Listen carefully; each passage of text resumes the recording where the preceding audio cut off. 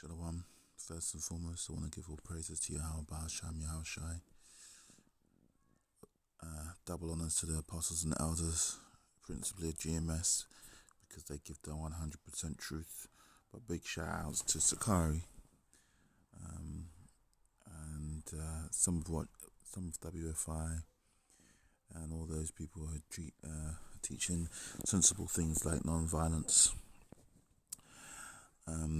The mark of the beast and other things such as being spiritual and not carnal. I want to go into 2nd Maccabees 6, which is talking about this guy, right, who when the king sent, well, let's just read it. 2nd Maccabees 6, verse 1. Not long after the king sent an old man of Athens to compel the Jews to depart from the laws of their fathers and not to live in the laws of God, and to pollute also the temple of Jerusalem, and to call in the temple of Jupiter Olympus, and that Garizim of Jupiter, the defender of strangers, as their desire that dwelt in that place. So that's to say that it's very important to the heathen and the other powers that be that we are rocked and removed from our faith, and they actually send people to disrupt us, to take us off our faith, because where our faith is, and when we stand in our faith, that is where our power is. The coming of this mischief was sore and grievous to the people, for the temple was filled with riot and revelling by the Gentiles who dallied with harlots and had to do with women within the circuit of the holy spaces, and besides that brought in things that were not lawful. So they were messing about with hoes, and they were dealing with women that were, well, they're dealing with women basically within the holy places. So not just hoes, but they were bringing their girlfriends in, they're doing their dates, and all that stuff. And that's not all the stuff that's a distraction, really. Nothing really wrong with going on a date so much, but it's a distraction. You should not do that in the holy place. The altar was also filled with profane things which the Lord forbiddeth. Neither was it lawful for a man to keep Sabbath days or ancient fasts, or to profess himself at all to be a Jew. So you can't fast. I mean, what nonsense is that? Like, who, in this day and age of, it doesn't matter what you do as long as you're not hurting anybody. How is it unlawful for a person to fast? It just shows that it's very important to evil E to knock us off of our faith and off of our beliefs and off of our spiritual promise. And it goes back all the way to Esau and Jacob, that jealousy. More important than just enjoying your own life, the fat of the land and all the blessings that are given to you. No, you're looking at the next man's promises and the next man's inheritance, and putting all your energy into disinheriting him from that. And that's also in Psalms 83, when they say that all the heathen are confederate against us, and they've plotted with one mind to stop them from being a nation. Anyway, going on.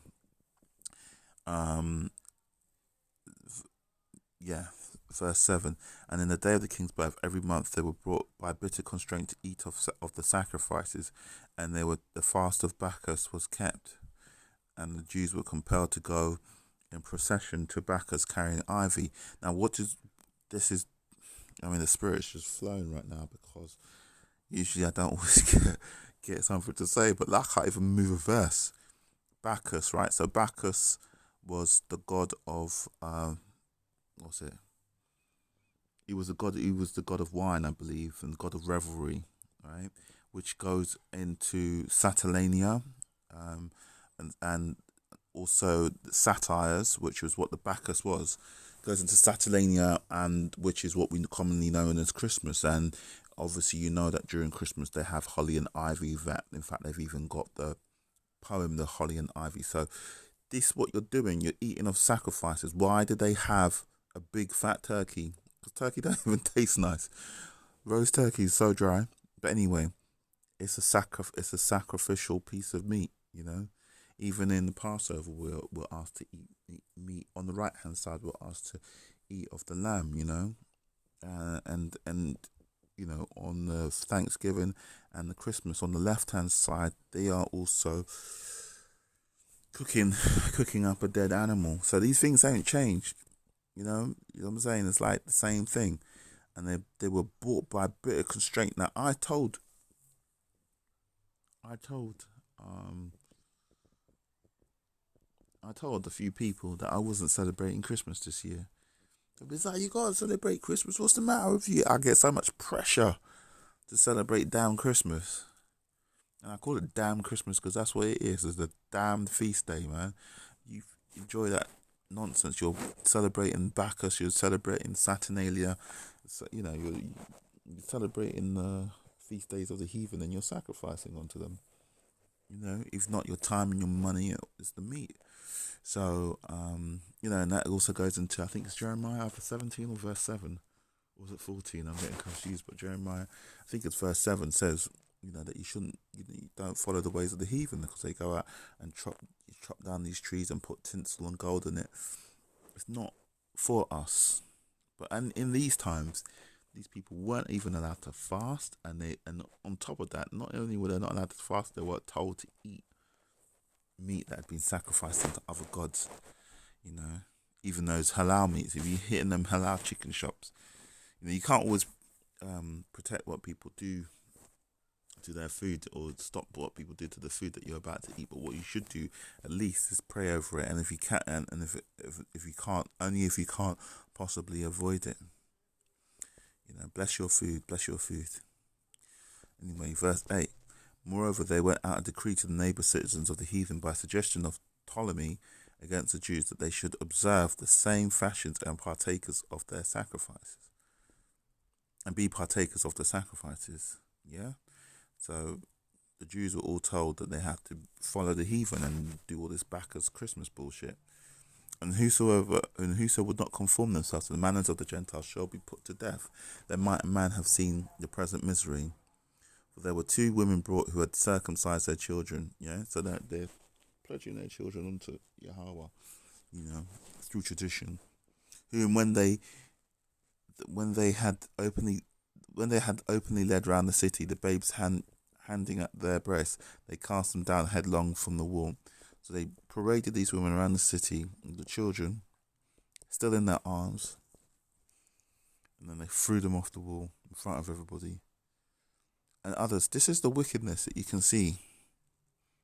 Why is it so important? Why is it so important? You want to fast, you don't want to eat somebody's rotten, dirty pork or their dirty sacrificed turkey. But it's so important. These people were forced into it on pain of death. Verse 11, and others that had run together into caves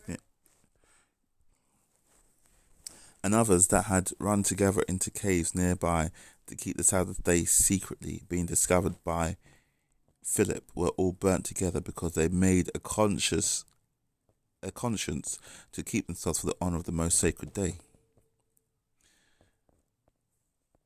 Now, I beseech those that read the book that they be not discouraged at these calamities, but they judge those punishments not to be for destruction, but for a chastening of our nation. For it's a token of his great goodness when the wicked doers are not suffered any long time, but forthwith punished. That's the thing. So this is the thing.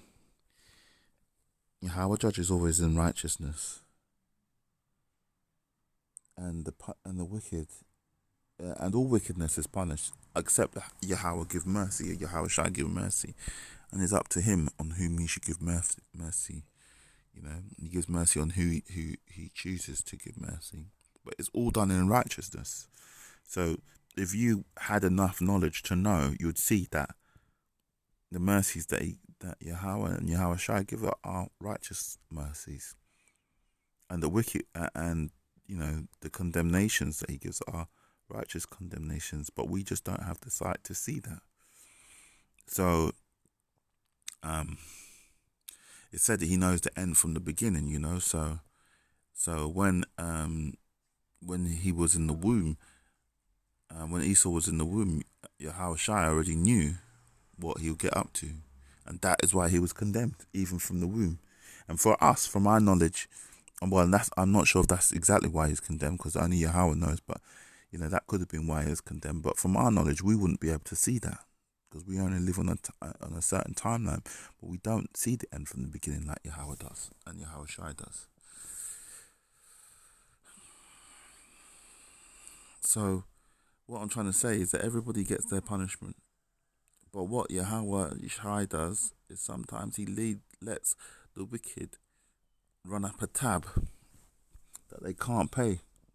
So that when it comes to pay that tab, it only turns out in their destruction, whereas the judgment of Israel has been meted out over 400 years. And we've been suffering for that. Just so we can pay our tab. It's like we've been paying our tab in installments, whereas the wicked, they will get that bill. They'll get the bailiff at the door. You understand me? So, yeah, I think I'm going to do this in 2 parts, because I'm trying to keep these things short. So we're going to shut off here, and we'll carry on, and we'll see what happened with this man. All right, shalom.